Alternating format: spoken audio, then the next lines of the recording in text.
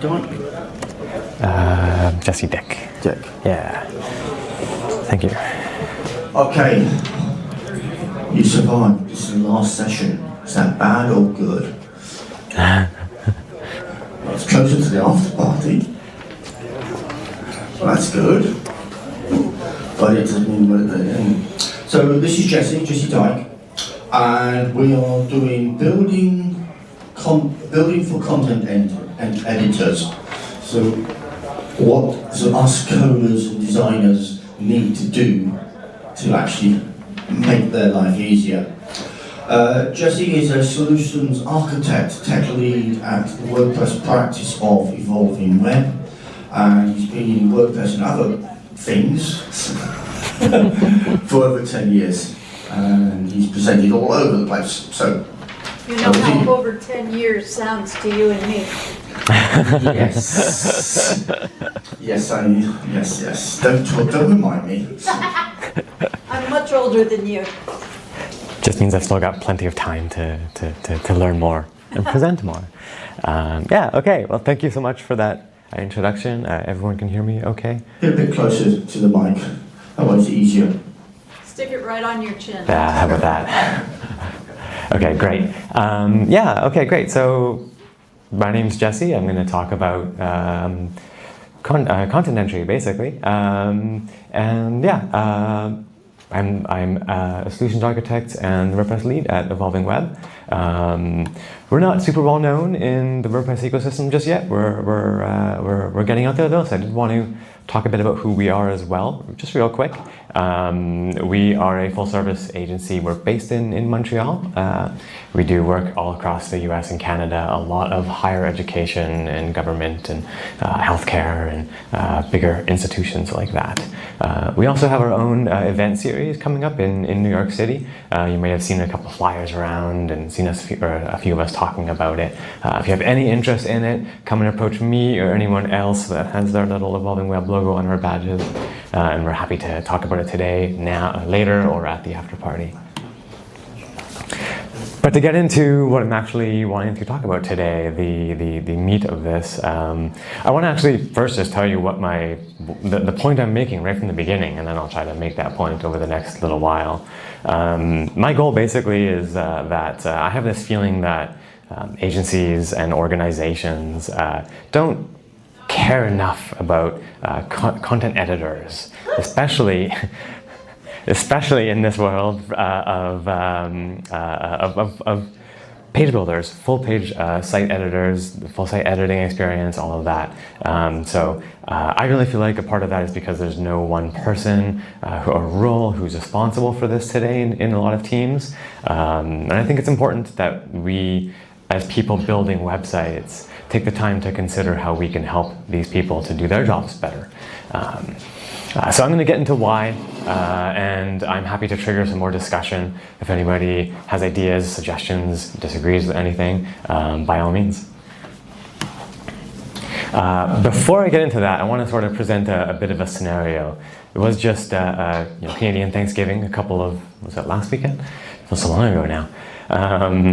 When public holiday, everybody's hours are changing at their institutions, banks, grocery stores, who really knows who's open on a holiday like that? Typically we might, if you want to figure out who's open during that time, you might go to like Google Maps or something and see maybe they have the updated hours, but then you see they have that little note that says, oh, it's a holiday. The hours might not be updated here, they might be completely out of date. So maybe the next thing you might do is click onto the website to see if the website has any information about their hours. And you're looking through that and kind of don't see any updated hours there either. Probably same exact hours saying it's open, normal business hours on that day. Maybe also not helpful. So where do you typically go to find the opening hours for a business? I wonder if anybody has a favorite place that they go to find that other than maybe the website or Google Maps. I was going to say Google Maps. I drive there. Driving there, phoning them. Oh wow. Okay. That makes a lot of sense.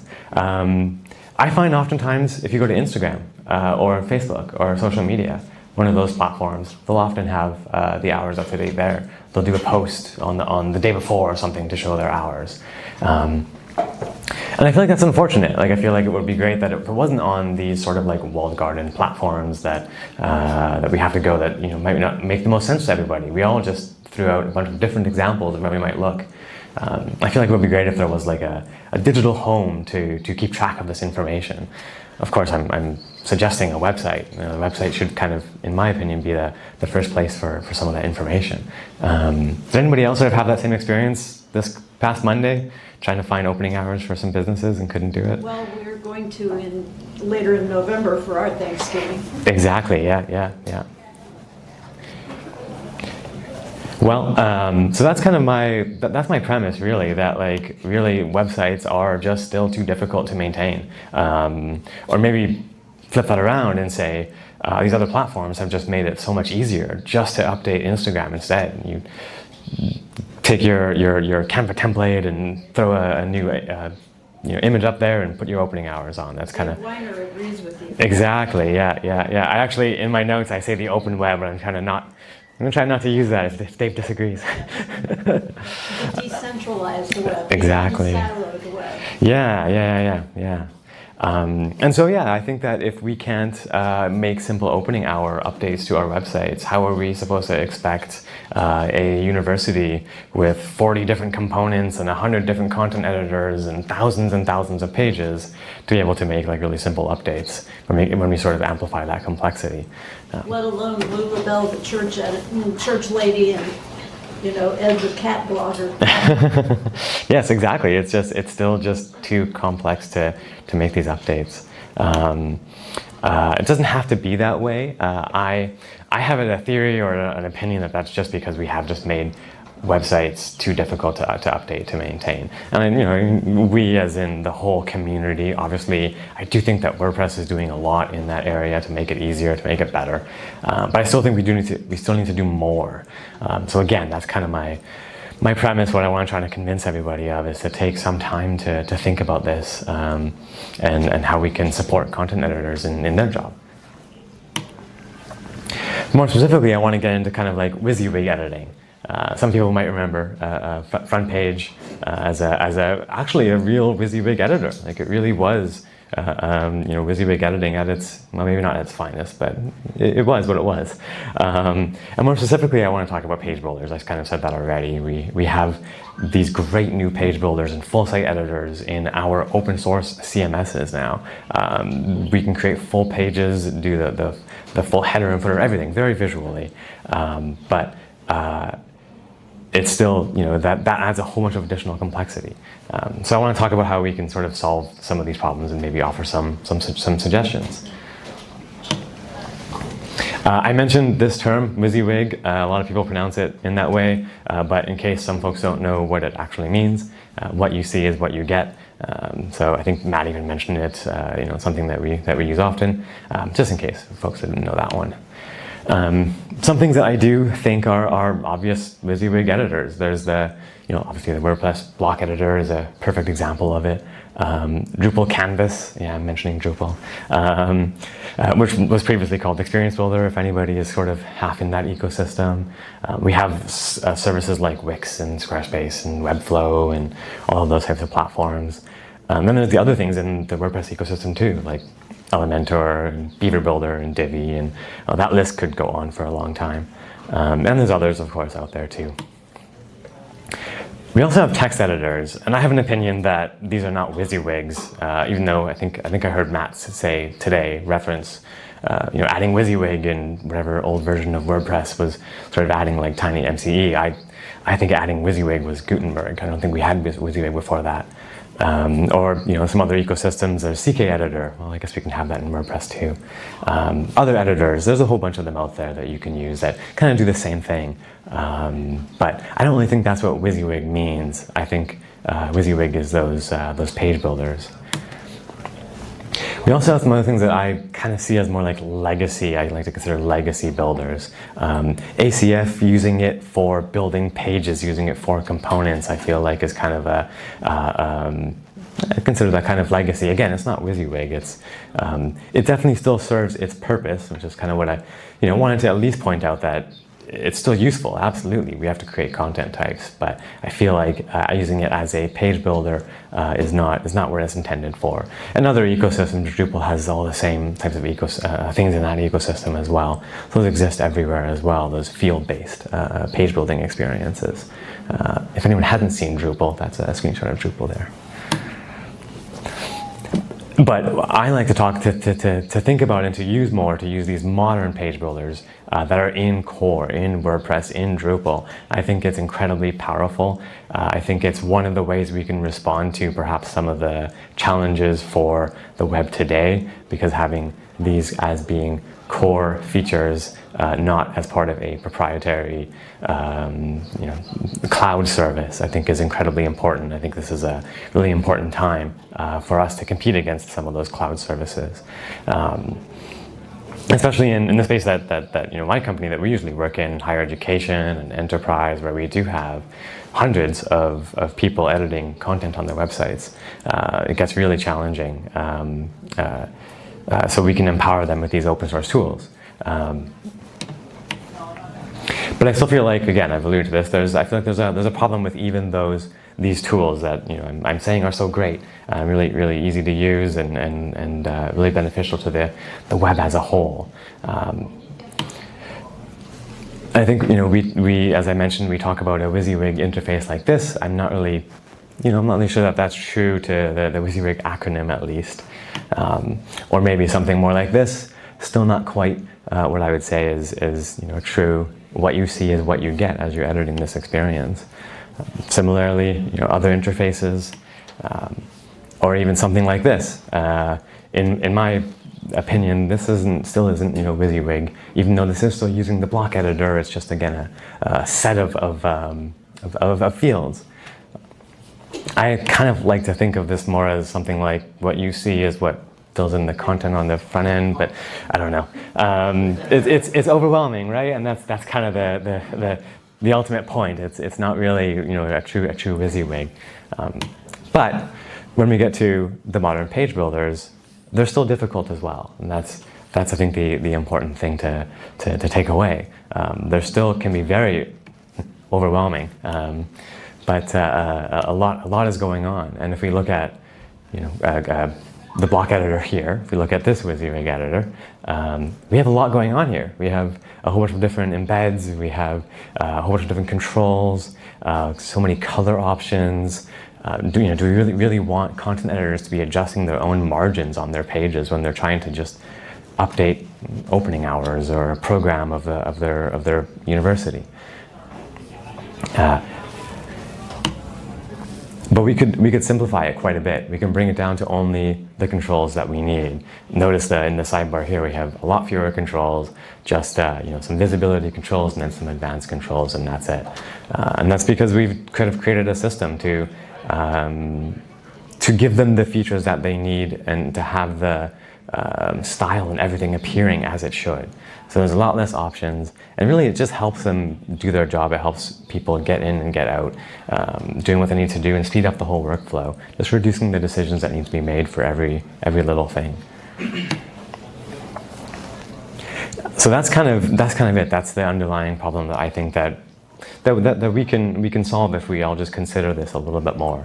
We can make site builders. We as site builders, be that designers or developers or even the content entry teams or the project managers or anybody, can take some sort of action to help make this a better experience for them. So in terms of why does it matter, just to sort of simplify and maybe clarify what I was just trying to say, we can support the content entry team with making much more efficient updates, improving compliance with brand guidelines, things like typography and colors, and for larger institutions those are very important things. It helps to create accessible content for everybody, because again, if we're being able to reduce some of those options, we don't have the opportunity for something to happen that's not going to be accessible. And ultimately, to go back to my original sort of scenario, if people are not feeling overwhelmed when using their CMS, they're more likely to make those updates that need to happen and more likely to actually see up-to-date content. So how do we do this? I want to just give some tips and some tricks and some things that sort of, we at Evolving Web have learned about and sort of help to sort of spur some of this discussion. I am a background in development, so I'm going to be talking a lot more as a development perspective, but I'll mention some other things as well.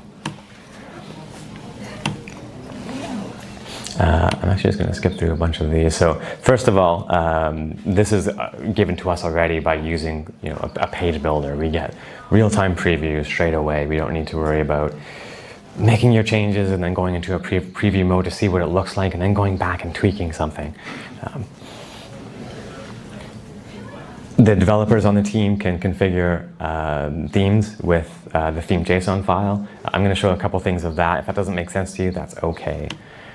And in doing that, we can reduce a lot of controls, as I sort of showed in my screenshot. Creating style presets, a really powerful feature of WordPress 6.6, I think? Yeah. When we started to get style presets, easily able to toggle between different styles. And section styles too. Sorry, that was 6.6. Yeah, 6.6 was section styles. I think, yeah, maybe then 6.4 was presets. And section styles, sorry, are applying a style to an entire grouping of blocks. And all of those at the same time, exactly, like completely inverting a color, going from a dark to a light color section there. Remember body classes? Exactly, yeah, just like body classes, exactly, yeah. Much nicer way to do that same thing. Customizing per user roles, disabling some undesired features. I'm actually going to show those in a moment. And simplifying the block sidebar. Oh, and then lastly, native custom blocks. I'm going to get into those as well. So, as I mentioned first, we don't need a preview mode. We're in the block editor. We see everything. It's true. What you see is what you get as you're editing that content, especially now with full site editing. If you're not sort of exploring full site editing, I definitely recommend doing so. Joe Simpson had a talk yesterday, I believe, where he had exactly that, yeah. And we call it the block editor. Yeah, We're kind of retiring the term. Full site editing, yeah. It's a tough one because I think a lot of people still know it, but yeah. And block editor is yeah. In the interface, it's called the site editor. Site editor, right, in the interface. Although that's, the site editor and the post editor are going to merge over the next few releases. That's going to simplify a lot too, and help to remove some confusions. So yeah, there was a session yesterday when the recordings are out. I would recommend, I think it's just called something to the effect of like revisit full site editing. Yeah. My feeling is that it's important to embrace the modern tools, important to embrace native blocks, important to embrace the block editor as best as you can, so that we can get core support, long-term support, best compatibility with the ecosystem. Something like this, this is kind of what we've learned a little bit about, is building blocks using these types of systems that create the blocks based on fields. It doesn't create the best editing experience. It's not a true WYSIWYG. You're not seeing what that looks like as you're creating that content. So my feeling is that this is a great intermediary technology, but it's still very foreign to the rest of the block editor. So by using the block editor, using native blocks, taking the time to learn it if you have to, is the most. And there's some great courses on Learn. Yeah, there's great courses on Learn from a lot of people who are actually at this conference today. Yes. I actually have some resources at the end too that I'll share for some of that. When we're creating this is an example of what a block looks like with an ACF block. The code itself isn't necessarily important. It's more of just an example of what that looks like, versus if we sort of create sort of the same thing with a native WordPress block. It's code that you have to learn to use and to understand anyway. So it makes more sense to me to embrace this, to figure out how it works. Once you do, it's so incredibly powerful. You get so much more control, and there's so much more momentum in this once you get started doing it. And then I've showed a little bit about how we can curate the editor experience. I wanted to show some examples of that as well. If we go back to this example of this very overwhelming interface. There's a lot here that WordPress is providing by default, which is great. That's what we want. We don't want to have to create embeds for YouTube. Somebody was mentioning in one of the earlier sessions how great that was to have, actually I think it was Joe's session as well, to bring YouTube embeds in. Well, we don't want to have to do it with a plugin. It's great that it's in core, but it provides so much more stuff that maybe we don't necessarily want to have there. It's just too confusing in the end. There's even, if you start to search for a block, you'll get suggestions for something to install, a plugin to install, which is, in theory, I think a really great idea. Again, like that can be very helpful, but it's not. It's going to again cause more potential confusion, especially when we're dealing with, a large content editing team or larger institutions. Maybe we don't want to present that option to them. It works in some cases, not all the cases, but infinite blocks basically just creates infinite flexibility, but which increases the complexity and just makes more decisions, more issues. Similarly, we have this idea of patterns, block patterns. These are a whole bunch of default block patterns that can create, again, a lot of really interesting, really unique pages and designs. These are the ones that are loaded by default. These wouldn't fit into most sites. So, removing those core block patterns, again, will help to remove that chance of going off brand, having some accessibility problems, although I'm sure these are all designed to be accessible.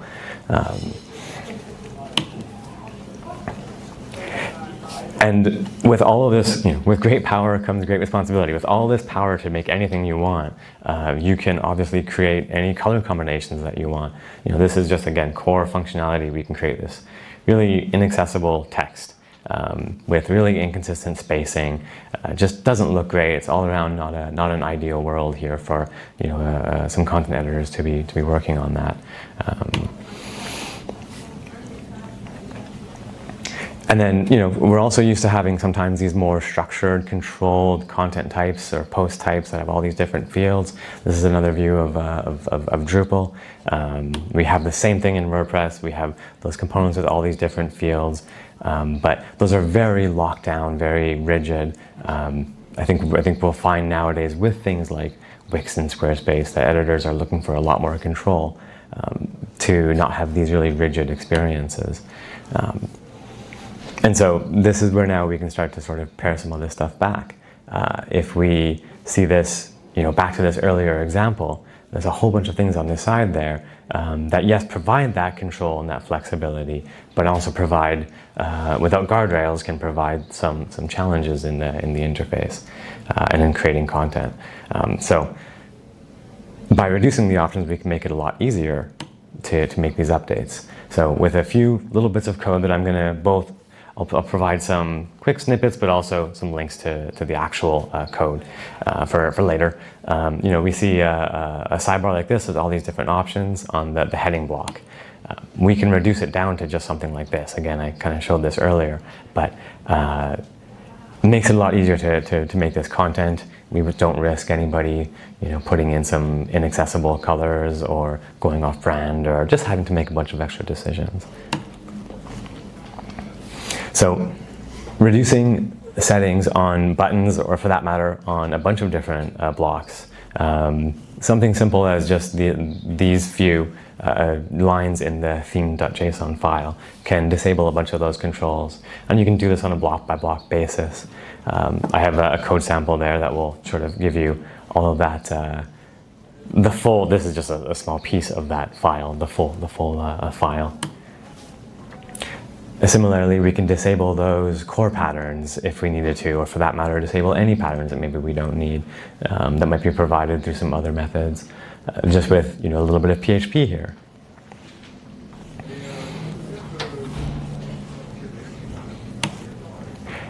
And then we can also, this is now where it gets really powerful. We can start to actually restrict block settings by roles. So if you have maybe a designer on the team that you want to allow them to choose some different color combinations, do some things differently, you can do that with just a little bit of JavaScript there. And you can make it really powerful by adding an additional logic in there to to show and hide different controls to different people. And so here, if we think of an editor, maybe we don't have some of those controls there for color combinations, and then we have a designer logged into the exact same spot, looking at the exact same block. These are both on the button block, and that designer might see more controls. They might see those colors, text colors, and background colors and whatnot, because we trust that they're going to be able to do that in a brand compliant and accessible compliance way. That's very nice. Yeah, it's really quite great that we can do that. It does take a bit of this. Where was I here? This is a part of that code, but there's again, the QR code takes to GitHub. There's a whole bunch more that can be done with that. I think an important thing, part of this, is to just define who's responsible for some of this work. If we look back at these examples here of the different post types and interfaces that we create, these are usually what developers create, because if we're thinking about how do we have the most control over our content model and our structure and our HTML output, and we want to do all these things. So we're not really thinking so much about how a user's interacting with that. We're thinking about what we need to think about. Designers, on the other hand, much more natural fit for being involved in some of these conversations, because they have more empathy for the user. They're doing user testing. They're seeing how users use the website. But what they don't have is the experience on the CMS to know what we can and can't do. So they need to sort of work with developers, of course. They don't know the difference between an ACF block or a Gutenberg block or any of these different pieces, and how limiting they can be. Project managers or product owners, I just got an AI generated image, so it looks kind of fun, as AI generated images do. They're developing the user stories for how these things should function. They're great advocates for the client, and especially when it comes to the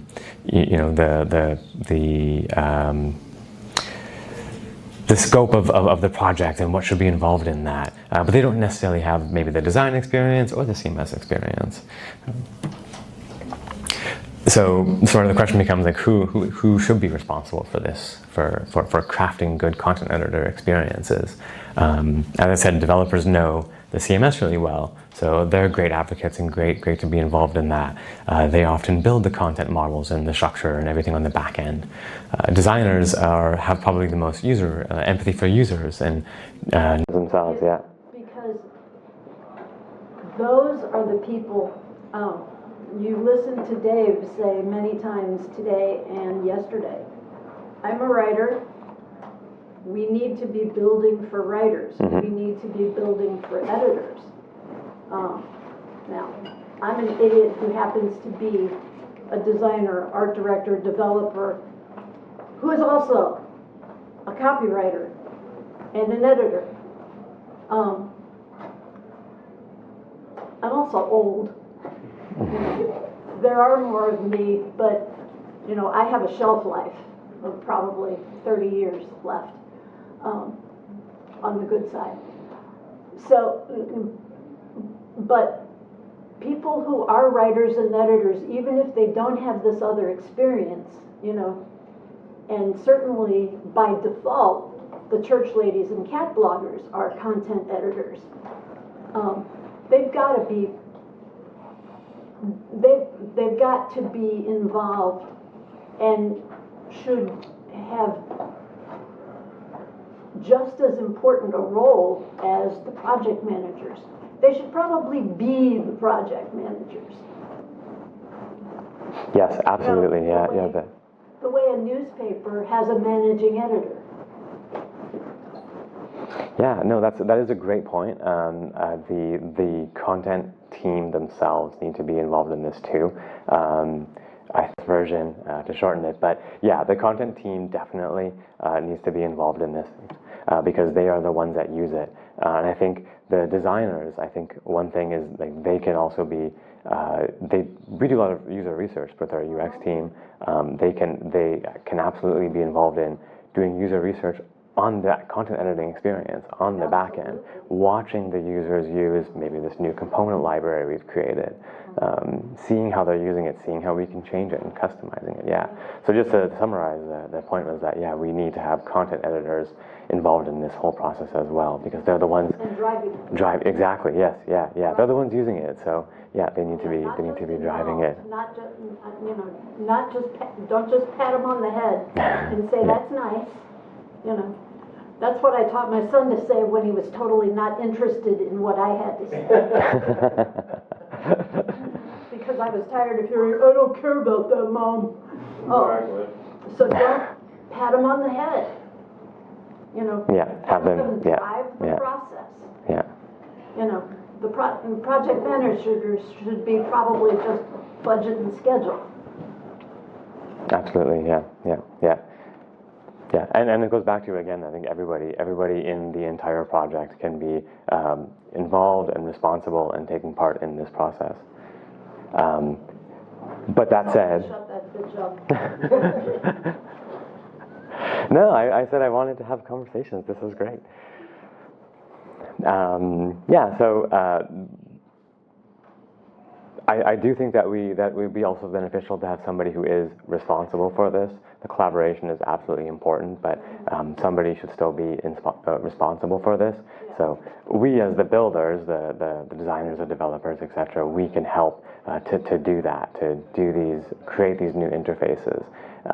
But no one, as far as I can tell right now, generally, no one is intentionally doing that, and I don't think many people are even thinking that it's something that should be done, because no one's responsible for it yet. I think oftentimes it's overlooked. So that's where I do think writing that into your contracts. We will not start the project until you assign a content editor to the team. Interesting. Yeah. Want to sell it? Says our sales guy. So yeah, I think that. Better ways to put it. Yeah. Yes, of course. I think there is some amount of sarcasm in there. Yeah, but we as those people that are doing all of this work need to be involved in that, and this is absolutely where the content editors need to be involved in this as well, advocating for that improved experience. I don't actually know that we need a new role for this. I don't want to suggest that. I would be happy to hear everybody's. Yeah, so. Whoever's going to be approving most of the content. Yeah. Have some meetings with them. Having them in that process and owning a part of that process. But for that to happen, we need to even have an awareness that this is something that we can do, that we can customize these experiences. And people need to be advocating it. So some final suggestions for me from sort of a more developer-focused mentality is for some of the designers, as I was saying earlier, that we need to have user research happening with that back-end experience with the content editors. Watch your content editors going through and hunting for trying to find some way to do something. It's the same thing that we do on the front end today. You'll probably end up seeing more from that experience than you ever will from just asking a bunch of questions. You'll see them and see how they work with this content. And for designers, again, to be involved in building the editor experience. Our design team is doing great work on the front end, but oftentimes we don't have them involved when we start to actually work on the back end and how that experience looks. And on that note, designers can use that experience as well. I would love to have our design team actually building a style book page using the components that they design, seeing how they work, experiencing the problems that a content editor might experience, because they're thinking about it from a different way than we as developers would be. And for the content editors, providing feedback, being involved in the process, even owning the process, taking that time to advocate for simplifying it, because you don't want to have this overwhelming experience every time you go in to make a simple update.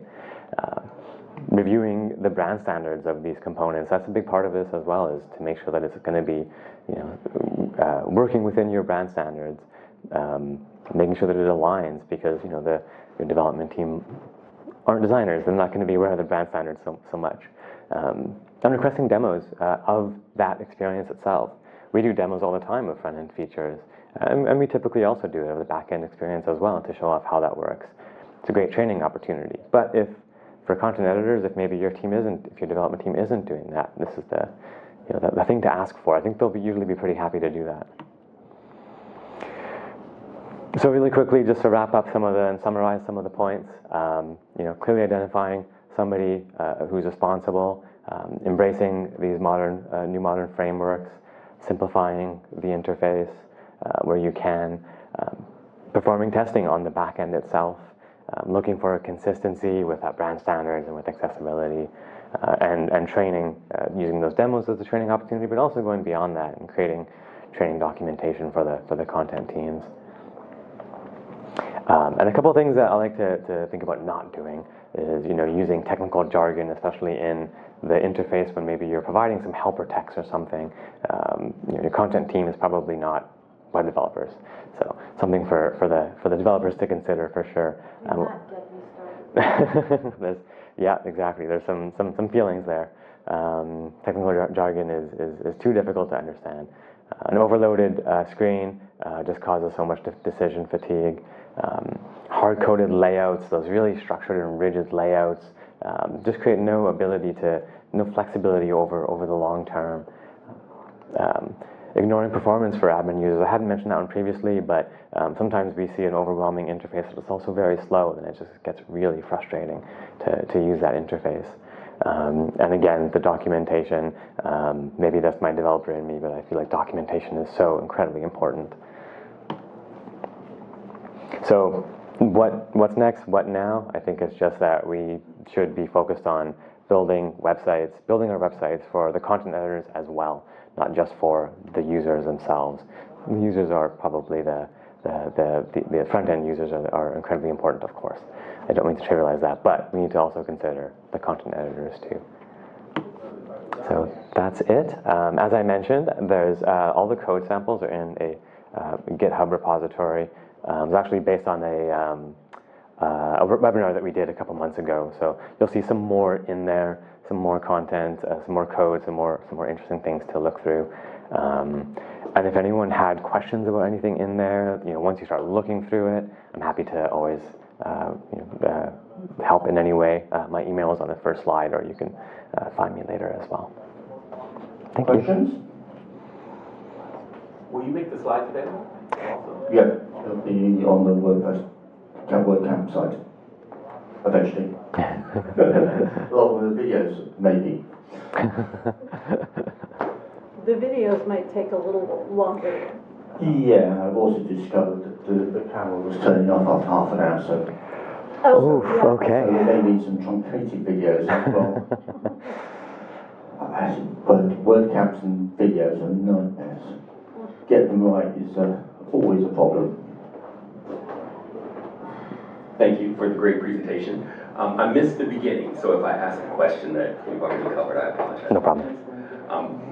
In terms of what I've seen, is this your suggestion, or have you gotten feedback that people want a simpler interface in terms of creating content?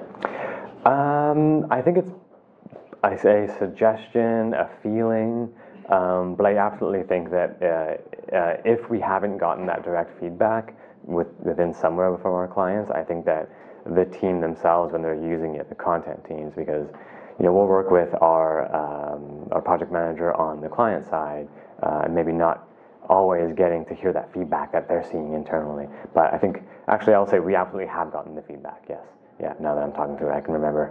So it is absolutely feedback that we get. It's absolutely, I think, also just apparent to me and a feeling to me that the editor is becoming more and more powerful, and thus more and more complex, and thus more and more, confusing for some people. And as a non-developer, it was really good to see that you can make some of these customizations. How are you getting the word out to someone like me that these are possible? Because I feel like We don't want to tell users what they can do. This is power for developers. No, that's a great question. The question was how do we sort of get this tell people that there's possibility, that it's possible to do this. For me, I guess this is part of it. As I said, we did a webinar to talk about it. We sort of wrote a blog post about it. But I would also say Nick Diego does a lot of great work. Yeah, and yeah, actually, if you on the GitHub, the README, I think I have all the resources on there, and I'm pretty sure like 5 of them are from Nick. He's done a lot of good work on that. He has a post of exactly basically how to do some of those things. So do look at that and do find some of the resources. Also the release posts of every Gutenberg plugin. Ah, yes, release notes. Last year, Nick Diego came here and gave a workshop on this, actually. Yeah, that's right. Yeah. The comment was that last year Nick Diego was at WordCamp Canada and did a workshop on this very same thing. Presentations on .tv? Probably. I don't know. It was a workshop. Yeah, have a look. He's done the talk other places as well, so you'll better get a talk on it. And I think it's partly on us as developers and project leaders when we're talking to clients. Part of the specifications is, what's locked down, what's features, what style blocks, what style books we're working with, and that's what we're getting paid to do, to actually guide and give it extra value. Yeah, exactly. I think it's very much on us to do it. But I think with that, we'll say thank you. Thank you. My note says there's going to be a closing remark, and there's no one here to give them. So, after party, or sit your nose next door and see if there's any closing remarks. Well, there might be closing remarks from the stairs. I have no idea. Have fun. Let's go see. See you all next year, somewhere in Canada. Somewhere. To be arranged. Hey, Jesse. Hey. So, I'm a designer. I don't code at all. Just want to, yeah. Thank you. And I enjoyed your